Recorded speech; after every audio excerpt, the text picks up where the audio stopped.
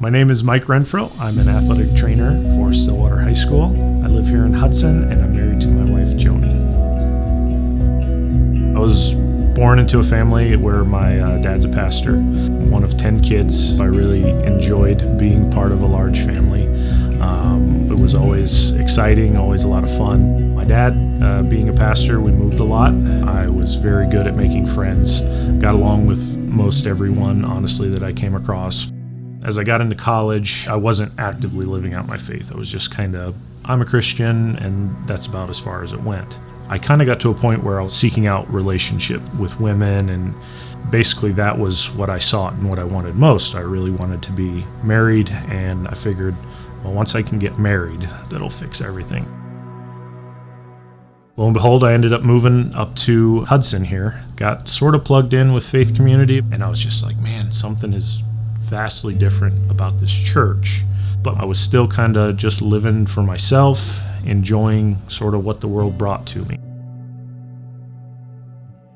I had gotten into a relationship with a young lady, and we had no discretion as far as our relationship. We did what we wanted when we wanted, and it was just the way it was. And so there was a lot of emptiness in that. We fought a lot.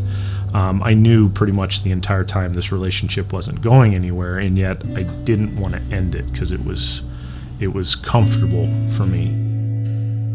I remember very vividly sitting at my desk at work and I broke down. And I'm not a big crier, and it took me there, and I didn't know what to do. I didn't know who to turn to.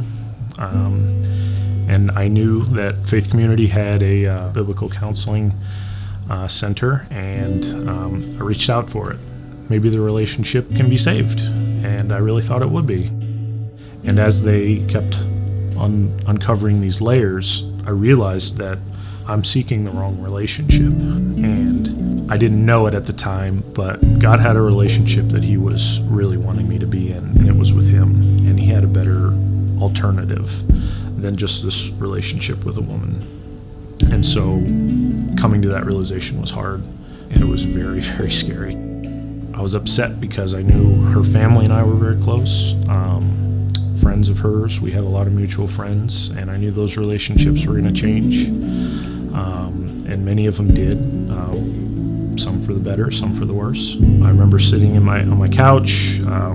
She sat for a time until I told her this is the way it has to be. She didn't storm out. It was very painful because she cried a lot, and I knew she was crying because I had hurt her.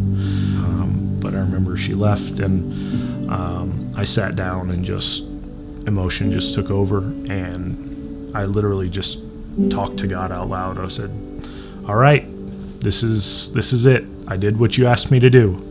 Now you take control and you do what you need to do after that. So that moment was pretty powerful for me, because when you really see God face to face like that, it just takes you. So the relief that I had afterwards was, I knew I had done what He'd asked me to do. What was next was whatever He wanted. I was gonna say, if I'm not with anybody, that's okay. He brought me Joni, and I got to propose to her, which was just one of the joys of my life. I've got a phenomenal wife, and I love her dearly. We've both talked about this. We want to have a place, a house where people they don't need to knock on our door. They can just walk in and know that they're home. If you are someone who is facing a tough decision, sometimes saying yes is the most difficult thing to do. Just saying yes to the Lord. You know it's going to cause problems. You know it's going to tear somebody's life up. It might tear your life up, but there is so much hope in that. There is so much freedom in that, and there's so much comfort in knowing that God's He's cheering for you.